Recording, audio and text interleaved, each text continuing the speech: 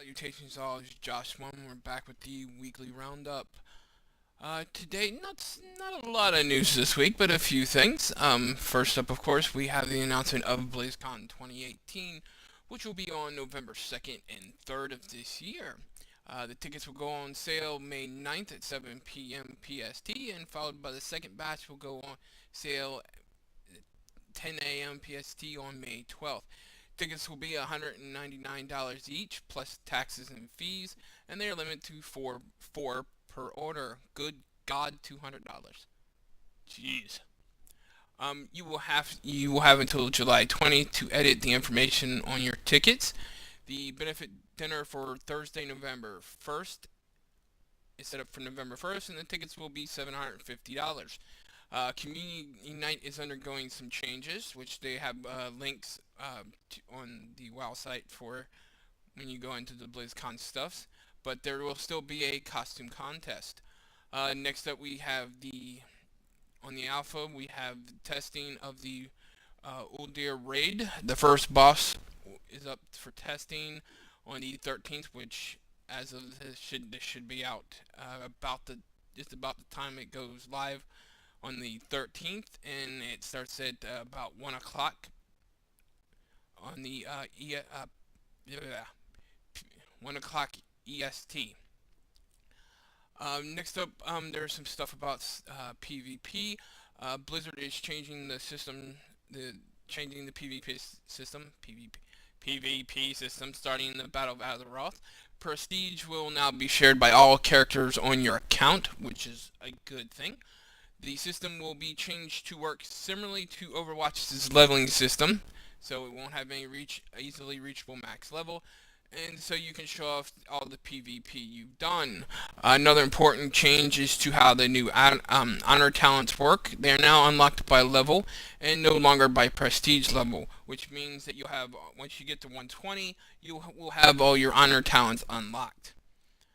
Also, they're also changing how PvP and PvE realms work.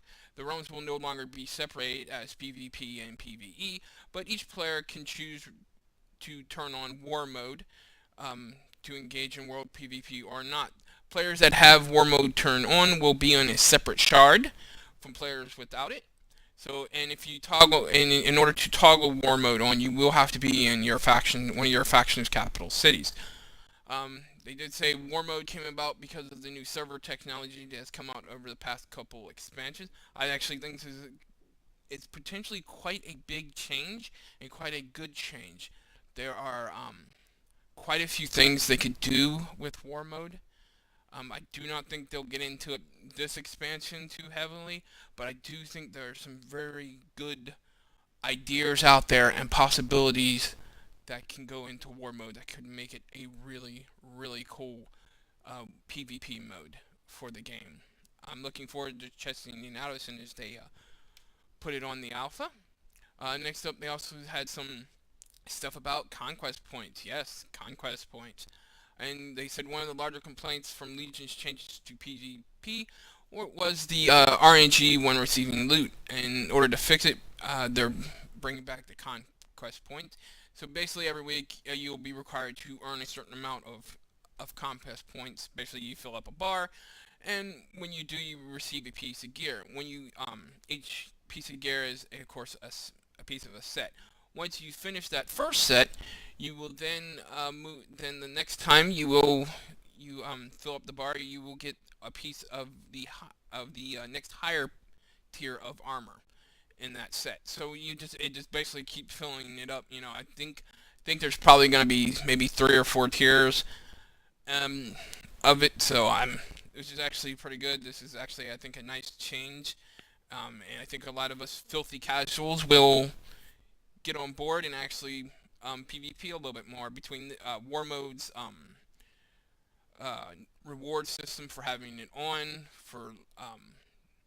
Since when you have it on, you have War Mode on, you get extra resources like experience or Azerite power, and you also get different rewards for having it active at max level. So I think long term, I think it's a very good change to how PvP works, especially World PvP. Um, Conquest. Also for conquest points, they did say there will be a way to skip ahead, so to say, if you're a gladiator type player to make sure you can get the top gear as fast as possible. They haven't said what yet, so we'll have to see and we'll have to wait and see how that is.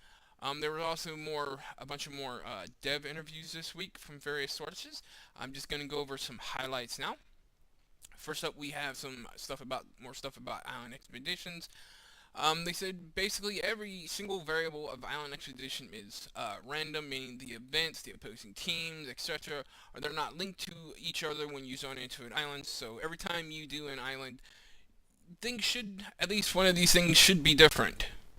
You know, the inhabitants of it, the team you're going against, the competition, the composition rather of the team you're going against, the bosses, any events that happen on the island, things of that nature. They said Mists of Pandora's were heavily story driven, but they were static every time, meaning they didn't change. And they wanted the islands to be more about exploration and dynamic experiences. They said the expeditions are meant to last around 15 to 30 minutes. Of course, this will change based on your experience with the islands and the expeditions and what's the best way to deal with them. They are planning 6 different aesthetics for the islands there, but there, of course, there's only currently one on the alpha at the moment. And they also said that the advanced AI, of course, does get out of your AOE, which is good. I love the advanced AI of the island expeditions. I really think they can port that into other aspects of the game to really just make the overall experience of fighting fighting NPCs and stuff, that much more enjoyable. I'm looking forward to seeing what they can do in the future with this. They said the NPC teams and the expeditions won't necessarily follow specific class designs. For like, you might see people. Usually, you have a bow. Somebody, one of the NPCs may have a flamethrower, or I don't know, maybe something crazy like a slingshot or something. Who knows? They said there's no plans for Mythic Plus Island expeditions at launch, but it is always possible in the future. That's kind of their go-to word. Um, Next up, they had some stuff about war fronts. They said the goal of the war fronts is to give the players the feeling of being on the front line of a war, which I'm surely hoping they can deliver on that. And they said the exact duration for controlling a warfront location is up to how fast the opposing faction takes to contribute to resources. So basically, it just means you can hold on to it for as long as it takes the other people, the Horde or the Alliance, whatever faction you're playing, to get the resources up to so they can go in and get it done. They said there are multiple ways to contribute to warfronts: artifact power, gold, materials. They also hinted at maybe professions, which I think would be really cool. Be a nice way to make professions a little more relevant.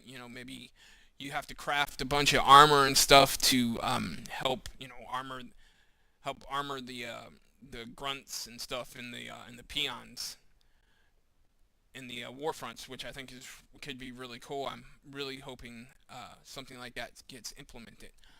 Next up, they just had some various stuff, so I'll just go through them one at a time. They said that the team likes the class abilities to interact with trinkets, but they know it causes problem with personal loot when trinkets are better for certain classes. They do have a plan to address this. Didn't say what it is. They said abilities like interrupts are off the global cooldown because they're abilities that are asked to use at a reaction to a game mechanic, and reaction time could be key to wiping or not. I don't know. I'm kind of on the fence about on the whole some things being on a global cooldown and other things not. I I really don't find their argument for the things that are on the global cooldown now to be good in my personal opinion.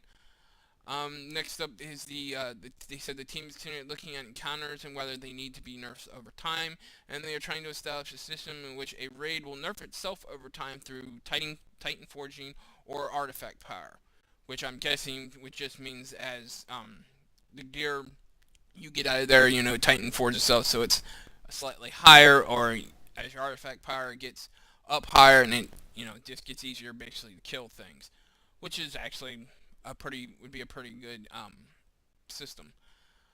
They said the feedback about restrictions and artifact appearances of transmog has been heard, but it is still not certain what the rules will be when the expansion launches. They really haven't said much. But stuff like this is why, feedback, if you have the alpha and soon to be beta, you need to get on and give your, and write a ticket, give your feedback on these type of things, right? Just anything, PvP, PvE, dungeons, classes. You really need them to give the feedback, so so they don't screw this up, because that's not what we want. We don't want them to screw this up. They said the team is also creating many different Azerite armor pieces from many different sources to give players a variety of options. Now, I've seen some stuff on the forums and stuff lately about Azerite armor, so I just wanted to kind of give my thoughts about some of the posts and stuff. I've heard it seems a lot that people keep saying, they're gonna have to have 4 or 5 sets of Azerite armor, and it's not really sets. I mean, it's only 3 pieces per spec. I mean, that's 9 pieces for most classes, and maybe 12 if you're PvPing, and if you're a druid, that's like 15 altogether. I mean, that's like half a bag of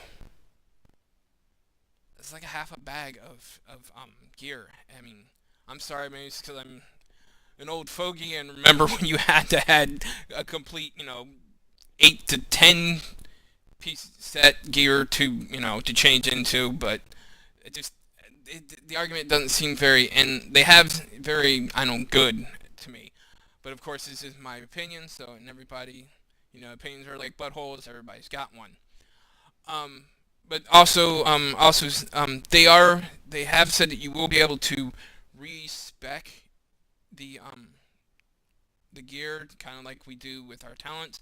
They just haven't said how yet or how often, so we'll have to wait and see about that. But they have said that there will be a way to respec the piece of gear, so it's not all bad.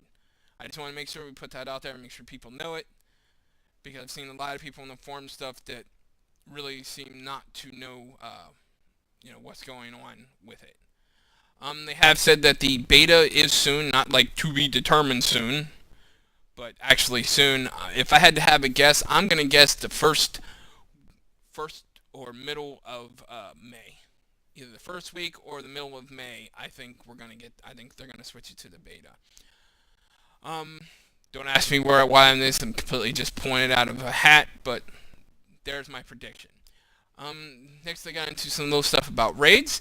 They said the amount of raid tiers in the expansion will be dependent on where the story of Battle for Azeroth goes. I happen to think there's going to be 4. I think we'll have the Yuldir one. I know I'm probably butchering that name. Then we'll have the one dealing with Arshara. And third, I think we are going to have one that is going to be kind of different for either Alliance or Horde. I think they're going to have where we're actually going to be fighting each other in the raid. Like if you go into it with the Alliance, you'll be fighting Horde NPCs and stuff, and if you go in with the Horde, you'll be fighting Alliance NPCs, stuff like that. And I think the fourth one, of course, will be us trying to stop try to stop the old gods from corrupting the Azeroth's Titan world soul.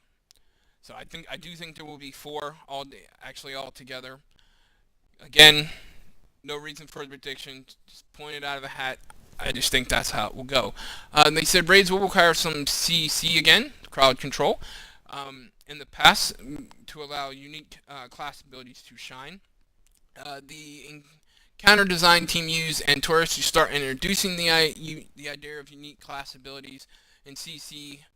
An example of this would be, of course, the Agrimar encounter, which, as we all know, you need. And they did also say that we're going to see the impact of the war on the world, which means probably some phasing. I'm actually looking forward to this. I can't wait. But that was pretty much it this week. Not a whole lot. Also for anybody who plays or has Warcraft 3. They've actually put out a patch for it, um, which gives it some multiplayer balance and stuff like that. So there is that. Just wanted to put that out there real quick. But that's pretty much it this week. There's no new alpha build out yet or anything. So I hope you guys enjoyed this. If you did, please like, make sure you subscribe, and as always, thank you for watching, and I will see you next time.